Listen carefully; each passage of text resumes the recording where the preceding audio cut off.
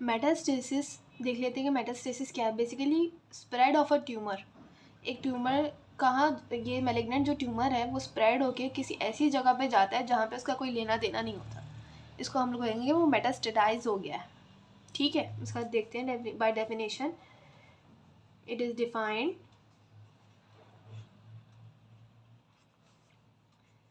by the spread of a tumor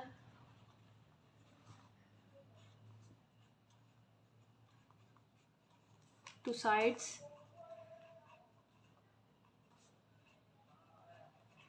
that are physically discontinuous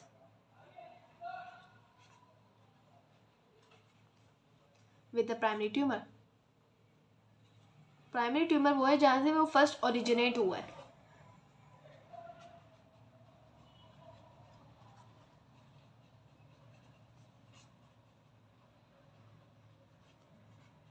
और आपको ये बात बताया है, मैंने डिफरेंसेस में भी ये देखी थी और पहले भी हम कितनी बार रिपीट कर चुके हैं बात कि मेटास्टेसिस सिर्फ मैलिग्नेंट ट्यूमर्स में होती है, बिनाइन में होते ही नहीं, क्योंकि वो इन्वेड ही नहीं करते इस वजह से, और कैप्सुलेटेड होते हैं, कैप्सुलेटेड नहीं होते तो ये इन्वेड कर जाते हैं और मेटास्टाइज करते हैं। मेटास्टाइज कैसे करते हैं, किस तरीके से होता है, उसका मैकेनिज्म बाद में देखेंगे। पहले हम ये देखते हैं कि मैलिग्नेंट न्यूप्लाज्म जो है किन पाथवेज के ज़रिए जो है मेटास्टाइज होते हैं, किन पाथवेज के ज़रिए दूसरे ट्यूमर्स तक फैलते हैं, किन पाथवेज के ज़रिए। ठीक है, हम उन पाथवेज को डिस्कस कर लेते हैं। Malignant neoplasm disseminate by one of three pathways. Number 1, seeding within the body cavities, body cavities के थ्रू फैलते हैं। Body cavities such as peritoneum, pericardial cavity and further on. ठीक है, उसके अलावा हमारे पास होते हैं लिम्फेटिक्स के ज़रिए जो है ट्यूमर फैलता है, और हेमाटोजेनिक स्प्रेड।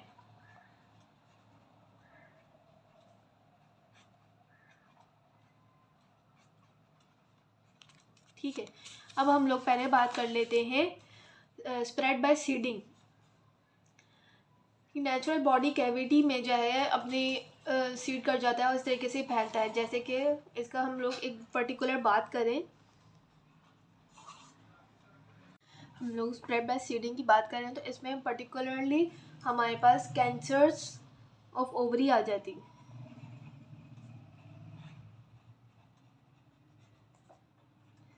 ये बेसिकली क्या करते हैं, ये जो है पेरिटोनियल सरफेसेस में जाके फैल जाती हैं और फिर वहाँ से फर्दर मेटास्टाइज करती है। इसकी हम एक और एग्जांपल लिए, neoplasm of the central nervous system. जैसे कि हमारे पास हो गया मेडुलोब्लास्टोमा,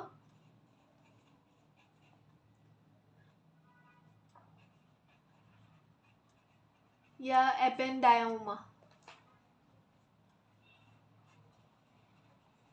ये वाले जो हमारे पास मैलिग्नेंट ट्यूमर्स हैं, ये हमारे पास सेरेब्रल वेंट्रिकल्स में जाते हैं थ्रू सेरेब्रो स्पाइनल फ्लूइड, और मेनिंजियल सरफेसेस वगैरह में भी चले जाते हैं ब्रेन और स्पाइनल कॉर्ड के अंदर।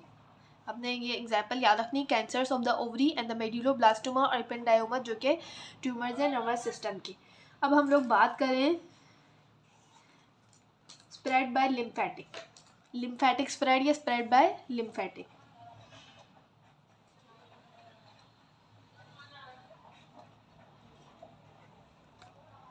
लिम्फेटिक में जो हम स्प्रेड हो रहा था लिम्फेटिक के ज़रिए, ज़्यादातर कार्सिनोमास में हो रहा होता है। कार्सिनोमास के जितने भी हमने ट्यूमर्स देखे थे नोमेनक्लेचर में, उनमें जो है हमारे पास लिम्फेटिक स्प्रेड हो रहा होता है मोस्टली, टिपिकल जिसे कहें, मोर टिपिकल। ठीक है, इसमें हमारे पास एग्जांपल आ जाती है lung carcinoma, lung carcinoma and the carcinoma of breast. मैं आपको वन बाय वन आपको बस ये पता होना चाहिए किस तरीके से हो रहा है और इसकी एग्जांपल क्या है। लंग कार्सिनोमा में लिम्फेटिक स्प्रेड किस तरीके से हो रहा था, बेसिकली अगर किसी में लंग कार्सिनोमा हो रहा है तो वो मेटास्टाइज कहाँ करेगा, सबसे पहले ब्रोंकियल लिम्फ नोड्स में करेगा, ब्रोंकियल लिम्फ नोड से वो ट्रेकियो ब्रोंकियल लिम्फ नोड्स में जाएगा, वहाँ से हाइलर लिम्फ नोड्स में, इस तरीके से वो फैलेगा। आपको पता है लिम्फेटिक सिस्टम में जो भी लिम्फ नोड सब कनेक्टेड होते हैं एक दूसरे से, तो वो मेटास्टाइज करते करते करते लिम्फेटिक से कहीं और पहुँच जाता है। लंग कार्सिनोमा और कार्सिनोमा ऑफ ब्रेस्ट के जो लिम्फ नोड्स होते हैं ज़्यादातर फर्स्टली जो है हमारे पास ब्रेस्ट कार्सिनोमा अपर आउटर क्वाड्रेंट में होता है। 4 क्वाड्रेंट्स होते हैं ब्रेस्ट के, अपर आउटर क्वाड्रेंट में ज़्यादातर पाया जाता है। और ये हमारे पास फैलते कैसे, हम लोग लिम्फ नोड्स ब्रेस्ट के सबसे अपर, अगर हमारे पास ये ब्रेस्ट है यहाँ पे अपर लेफ्ट में, तो यहाँ पे सबसे ज़्यादा करीब क्या होगा, एक्सिलरी लिम्फ नोड। ये तो सबसे पहले हमारे पास मेटास्टाइज करके एक्सिलरी लिम्फ नोड्स में चले जाएगा। और फिर अगर ये ज़्यादा नहीं देखा गया या इसको ट्रीट नहीं किया गया तो ये कहाँ से कहाँ को और लिम्फ नोड्स, यहाँ से बहुत सारे लिम्फ नोड्स में जाके इस पर मेटास्टाइज हो जाता है। ठीक है। Lung carcinoma, carcinoma of breast, lung carcinoma में आपको फिर से रिपीट कर देती हूँ। लंग कार्सिनोमा कि जो लंग कार्सिनोमा में क्या होता है कि रेस्पिरेटरी पैसेजेस में मेटास्टाइज करता है रीजनल ब्रोंकियल लिम्फ नोड्स में, वहाँ से ये जाता है ट्रेकियो ब्रोंकियल और फिर हाइलर लिम्फ नोड्स। मतलब कि इन शॉर्ट के लंग के आसपास जितने भी लिम्फ नोड्स होंगे उनमें उनके अंदर फैलता जाएगा, एक से दूसरे में, दूसरे से तीसरे में, जिस लोकेशन पे होगा। जैसे ब्रेस्ट है, ब्रेस्ट के पास एक्सिलरी, तो सबसे पहले वो एक्सिलरी के पास चलेगा क्योंकि इस पर ज़्यादा करीब है, फिर कहीं और, फिर कहीं और, फिर कहीं और। ठीक है। यहाँ पे हमारे पास एक टर्म है सेंटिनल लिम्फ नोड्स। ये क्या है, व्हाट इज इट टाइम, ये जो है फर्स्ट रीजनल लिम्फ नोड होता है जो कि लिम्फ फ्लो रिसीव करता है from a primary tumour. Let's suppose हमें इसकी एग्जांपल लेते हैं ब्रेस्ट की। यहाँ पे कार्सिनोमा था, इसके पास जो है ये प्राइमरी ट्यूमर है यहाँ पे। ठीक है। ये सबसे पहले जो है जो भी इसके सबसे ज़्यादा करीब होगा वहाँ जाएगा। इसके सबसे ज़्यादा करीब क्या है, एक्सिलरी लिम्फ नोड, तो ये सबसे पहले एक्सिलरी लिम्फ नोड के पास जाएगा और ये एक्सिलरी लिम्फ नोड वाला लिम्फ फ्लो लेगा, रिसीव करेगा लिम्फ नोड, तो ये क्या कहलाएगा, सेंटिनल लिम्फ नोड। ठीक है। वो लिम्फ नोड जो कि सबसे पहले प्राइमरी ट्यूमर से लिम्फ रिसीव करे। ठीक है। उसे हम लोग कहेंगे सेंटिनल लिम्फ नोड्स।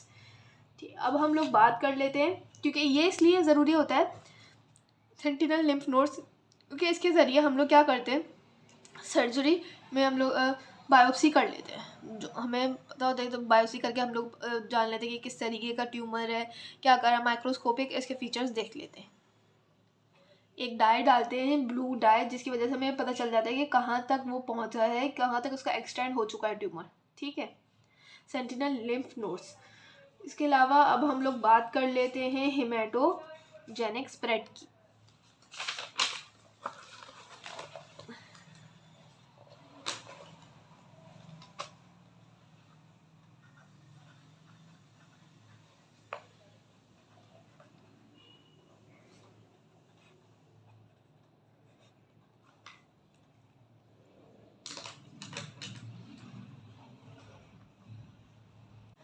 हेमाटोजेनिक स्प्रेड ज़्यादातर हमारे पास सार्कोमास के जो ट्यूमर्स होते हैं, जो मेसेनकाइमल ओरिजिन होते हैं, वो करवा रहे होते हैं मोस्टली। और लीस्टली हम कह सकते हैं कार्सिनोमा भी हेमाटोजेनिक स्प्रेड करता है, लेकिन बहुत लीस्टली। इसके कुछ एक्सेप्शंस हैं, हम लोग वो देख लेते हैं। रीनल सेल कार्सिनोमा,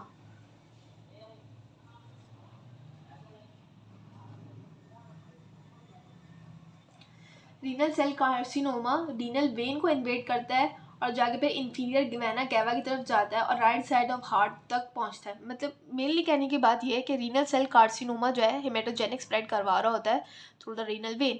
अच्छा, वेन का मैं बता दूं, हेमाटोजेनिक स्प्रेड जो ज़्यादातर जो है वेन से हो रहा है, not from the arteries. When जो है ज़्यादातर पेनिट्रेट कर लेती हैं और आर्टरीज में लेस पेनिट्रेट हो पाता है। वेन्स के में ज़्यादा पेनिट्रेट हो पाता है ट्यूमर और उसमें ज़्यादा स्प्रेड हो पाता है। रीनल सेल कार्सिनोमा एग्जाम्पल हो गई। और हमारे पास हेपेटोसेलुलर कार्सिनोमा होता है।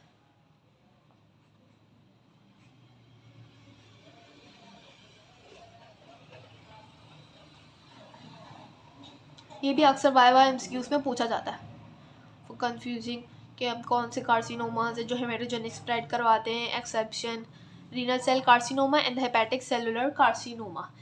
अच्छा, बिसाइड्स दिस, इनके अलावा कुछ हमारे पास ऐसे कार्सिनोमास होते हैं जो कि कहीं और स्प्रेड होते हैं। मतलब हम 3 की बात करें, लिम्फेटिक की बात करी, हेमेटोजेनेसिस की बात करी, कैविटीज़ की बात करी, लेकिन कुछ कार्सिनोमास ऐसे हैं जो कहीं और स्प्रेड हो रहे होते हैं, मतलब कहीं और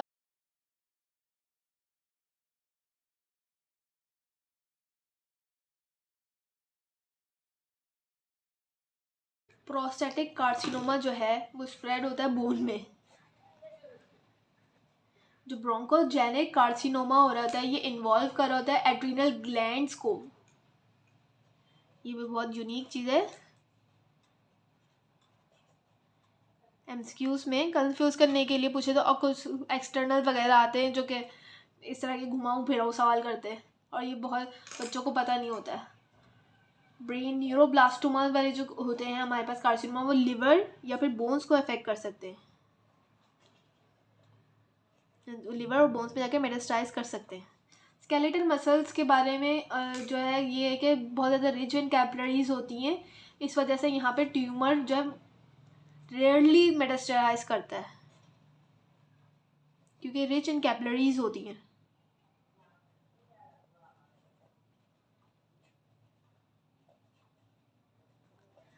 हमने देखा spreading by the seeding, spread by the lymphatics, spread by the hematogenic spread। और ये हमने कुछ की पॉइंट्स देख लिए, कुछ जो कार्सिनोमास हैं कहीं और ही वो कर रहे होते हैं, कहीं और ही कर रहे होते हैं, अब मेटास्टाइज कर रहे होते हैं। और इसके अलावा कुछ ऐसे कार्सिनोमास होते हैं जो कि कहीं स्प्रेड ही नहीं करते, मेटास्टाइज ही नहीं करते। ऐसा भी होता है, मैंने आपको कहा था कि कुछ जितने भी मेलिग्नेंट ट्यूमर्स होते हैं वो कहीं ना कहीं मेटास्टाइज कर रहे होते हैं, लेकिन कुछ ऐसे मेलिग्नेंट ट्यूमर्स भी हैं जो कहीं मेटास्टाइज करते ही नहीं हैं, बहुत रेयरली जो है मेटास्टाइज करेंगे। उनमें आते हैं हमारे पास बेसल सेल कार्सिनोमा ऑफ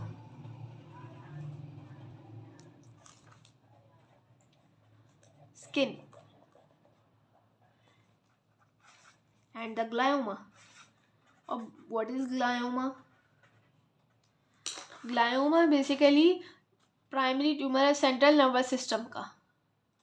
ये इन्वेजिव तो होता है लेकिन ये बहुत रेयरली मेटास्टाइज करता है, ठीक है, ये आप याद रखिएगा, चाहे तो इसका स्क्रीनशॉट ले लें। रेयरली लिख दी तो यहाँ पे